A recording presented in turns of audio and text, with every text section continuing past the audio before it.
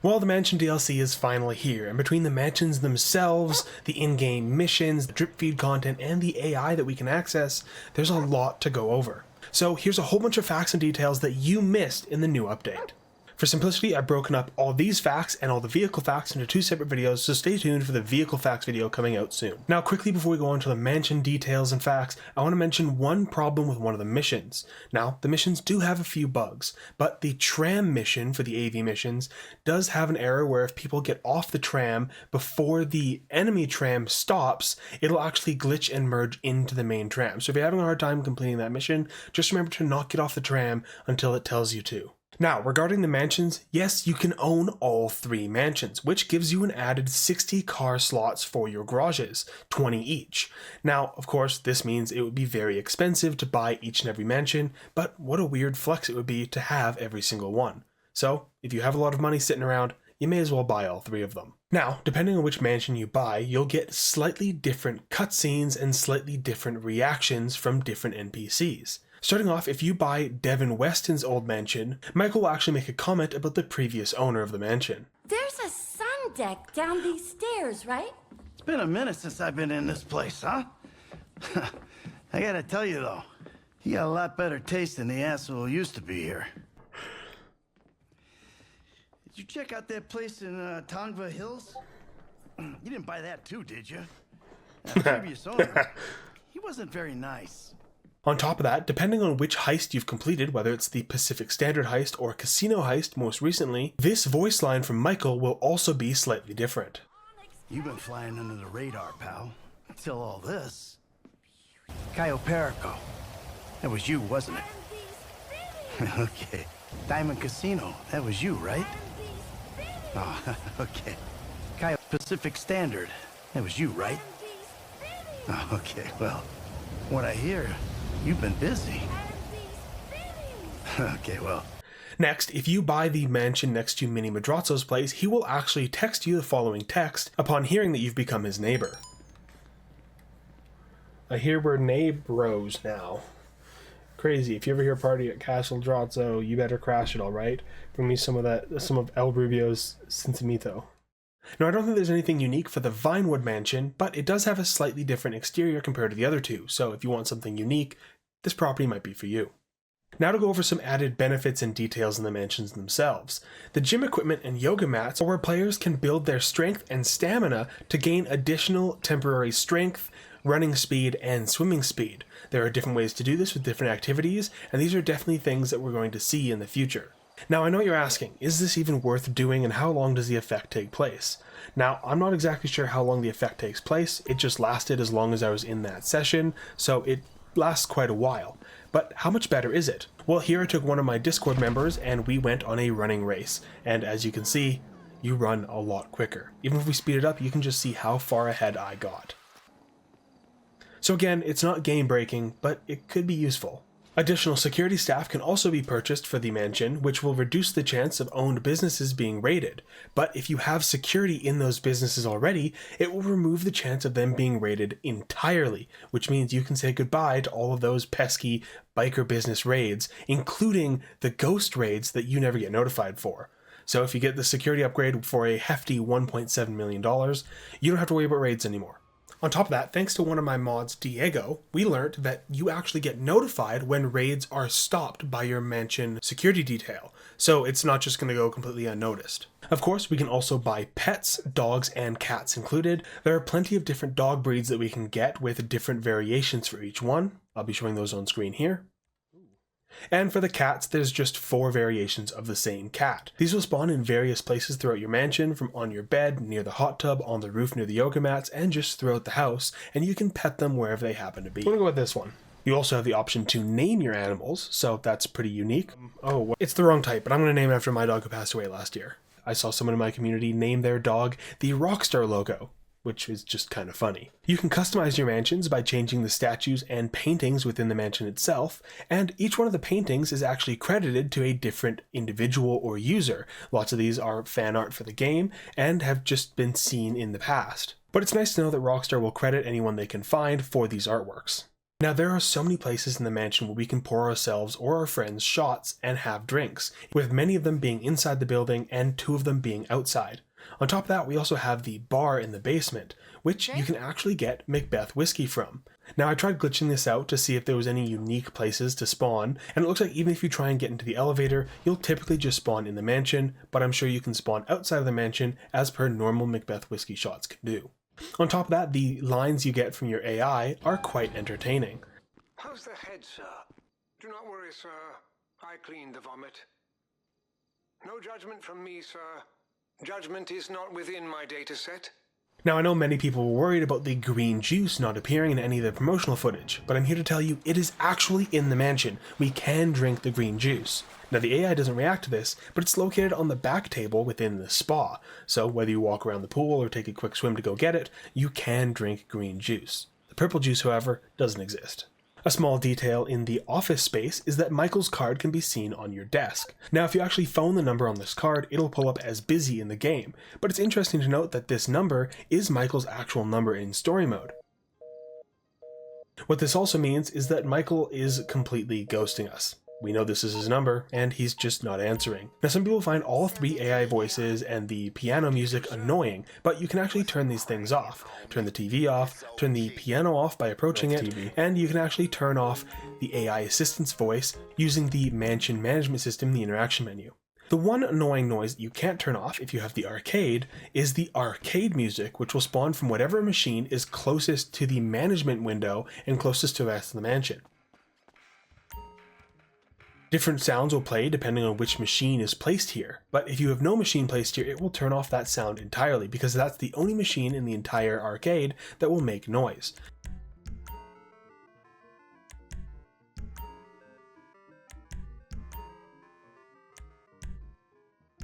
So if you find this annoying, just remove whatever machine is in that corner.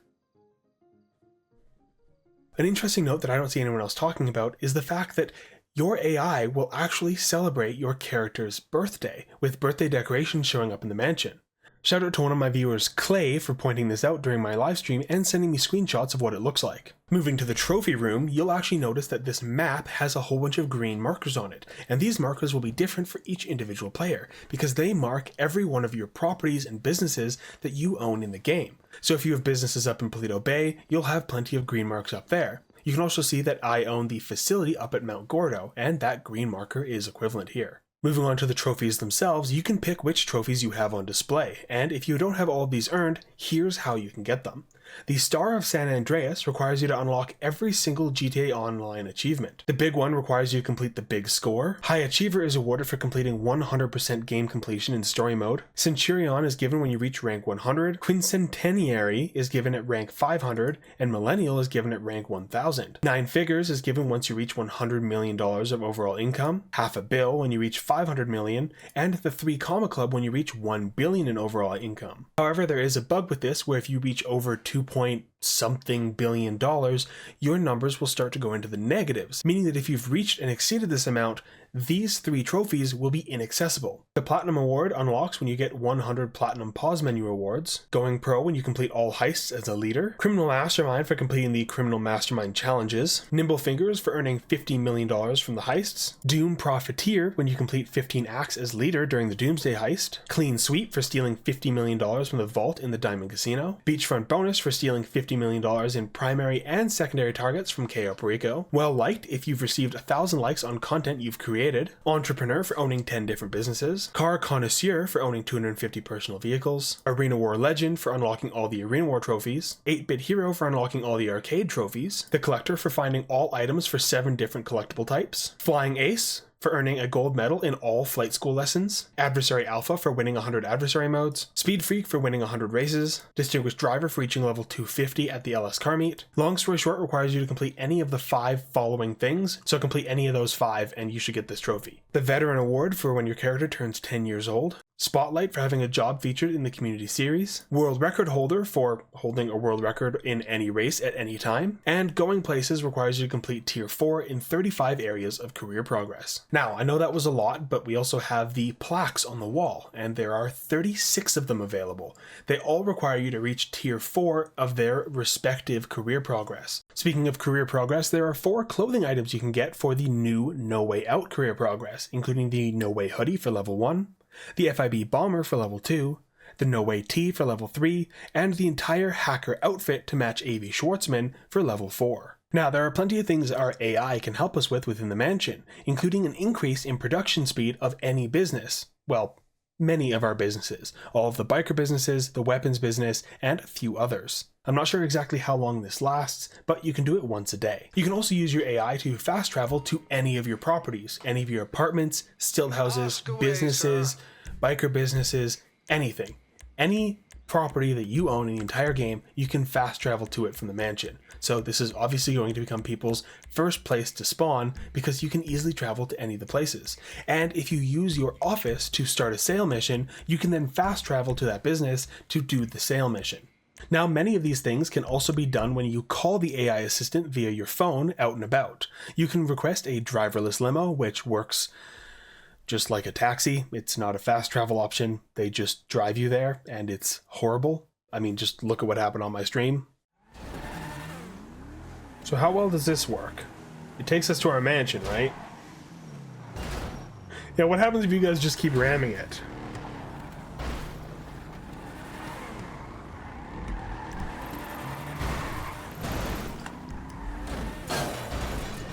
Okay, so it's not a fast travel back. It's horrific. Just don't use it. You can request a luxury car, including the Baller STD, Cincamella, Comet S2 Cabrio, Niobe, Shinobi, and Viserys. These can also be requested from within your mansion. If you take into account the driverless limo and one of these luxury cars, they are the 27th and 28th vehicles that we can have active at any given time. So if you're going to watch the video where I request 26 different vehicles, just add these onto there.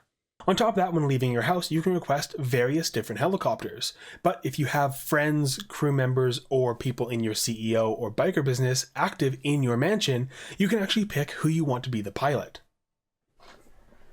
Now, I'm sure there's a lot we can do with the mission creator in the game, but I'm just going to talk about a few different updates that we've noticed. First off, you can make different properties like bunkers, facilities, and other map changes optional to appear or disappear within the game, which is interesting because most of the time these properties are not visible on the creator map. Although, as a base, the mansions show up in all of the creators, not just the mission creator. Now, 2 quick changes for the regular creator is that the prompt for exiting an active creator test has been updated to make it more difficult to not accidentally exit your test early. Personally, I've never really found this as an issue, but hey, if it was, now it's fixed. On top of that, when using the override rotation in the creators, the alignment setting world has been renamed to free rotation in line with the new mission creator, so it all matches up. GTA Plus members get an added benefit of being able to send out any of their staff remotely from their phone, including Rooster from the hangar, all of your warehouse staff, and your bail enforcement officers. This is definitely something that, alongside collecting your safe from all of your properties remotely, is probably what makes GTA Plus worth it. Moving on to some miscellaneous things around the game, many people will be upset to hear that delivering 1 of 5 weed deliveries will no longer reset the heat for your business. You will have to deliver all 5. We even tested this, and nope, it's been patched. Now, an interesting thing is that Rockstar has updated the traffic in-game to include the no-way vans, which do rarely spawn around the map driverlessly as they're supposed to be. Well, kind of. Did you see that? Driverless my ass. If you look really closely in the Rockstar editor, sometimes a driver will temporarily appear in the driver's seat. This is also apparent by the fact you can set your camera to follow the no-way car on a pedestrian that is in the vehicle. This is because Rockstar has added an invisible pedestrian, based on one of our Red's salvage yard employees, as a placeholder for the driver of the vehicle, since just not having any driver in there is probably messing with the coding. So instead they added a pedestrian and made them invisible. The podium slot for the garage requires you to put the car in the mansion garage and then move it to the podium, similar to how you can move vehicles to the driveway. Now, of course, there are some vehicles where this doesn't work. People in my community have used the Brickade or Dune as an example, but those aren't vehicles you could normally have as personal vehicles. If you want to have something glitchy appear here, use your Insurgent, Zaba, or other large vehicles. Things just don't quite work. Now, a minor change is that the Cayo Perico final cutscene will appear slightly different because our mansion will be in the background. Woohoo! Big summer blowout! 2 changes have been made to odd jobs around the map, including pizza work, the security vans, and the quickie farm deliveries. First off, they appear as a new cyan color around the map, allowing them to stand out more. On top of that, the map blip options for odd jobs have been consolidated to allow all of them to be removed individually or all together. Now, one of the users on my Discord, Time Traveler, did point out that they changed the font of the passenger count, for the number on the map has slightly changed. The Patrick McCreary random event for the casino heist has been removed, and Patrick McCreary is just available for anyone within the casino heist. Rockstar has also added 4 new emotes that were removed from the Cops and Crooks DLC many years ago. This includes a new salute emote, which is different from the original salute emote. Here they are side by side. There's also a baton twirl emote. It's interesting to note that if you use this emote and have it equipped, when you win a race or job, the baton won't appear and it will just play the emote as if you are holding the baton with no baton in your hand. The other 2 emotes are Wasn't Me and the Flash Badge emote.